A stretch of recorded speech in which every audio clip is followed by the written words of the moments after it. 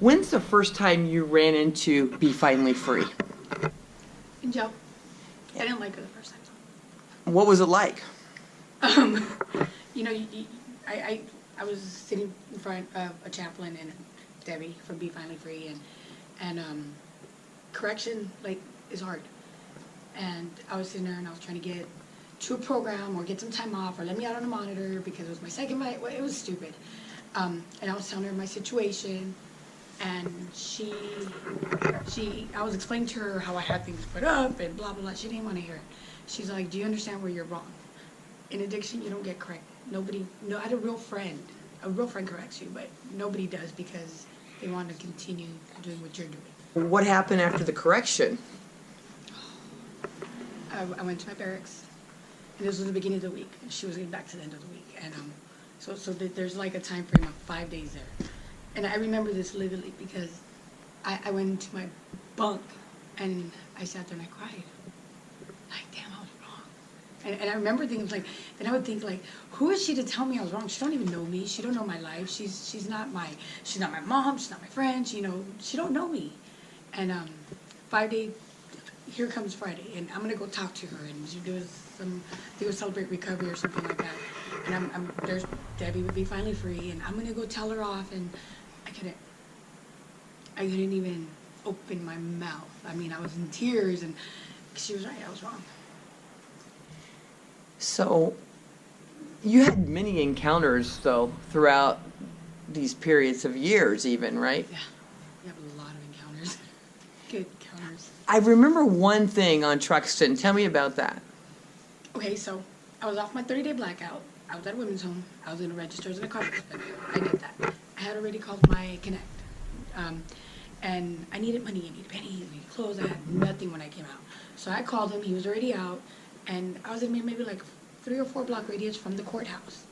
And as I'm leaving the courthouse, about to cross the street, heading towards that direction, there's this crazy lady honking down Truxton. I was like, what is wrong with this woman? She pulls over in the middle of the street. She runs out and she gives me this huge hug. It was Debbie. And let me tell you, it was her, God's way working through her to keep me from going where I was going, because it wasn't going to get me nowhere. So did you meet your connection that day? No. So what'd you do? I went home and I cried. Did a lot of crying. How did Be Finally Free help you with your boys? Man, let me tell you, they helped a lot. I'd have to relearn stuff that... Okay. I had to relearn stuff that I didn't know. Like, my mom wasn't the worst mom, but she wasn't the best mom. She was an alcoholic, so there was a lot of stuff that I didn't learn how to do. With my sons, I had to learn to be a mom again. I had to learn to be tolerable again. I had to learn that there was some stuff wrong with me that I broke in them as well. That, it's just kind of like the generational curse thing. And they've taken the time to sit down and help and talk and mentor and even pray. Did your boys and you do something special recently with Be Finally Free? Yeah, we did the most amazing thing ever. We were all baptized. All 4 of us. And who baptized you? Miss Debbie Armandi. Who baptized us? Say a red-headed angel. Yep.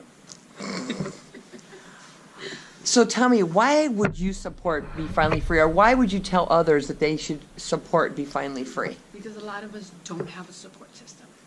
A lot of us have nothing out there. There's nothing. We come back from backgrounds that's the same thing over and over. It's drugs and alcohol and abuse and nothing. Not even Jesus is in there. Like, we're not even taught that. And Be Finally Free gives you hope, and it teaches you faith.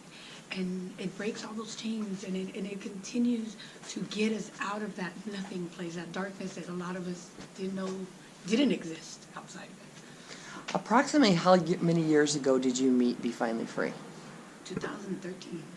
And have you been back into Laredo since then? Nope.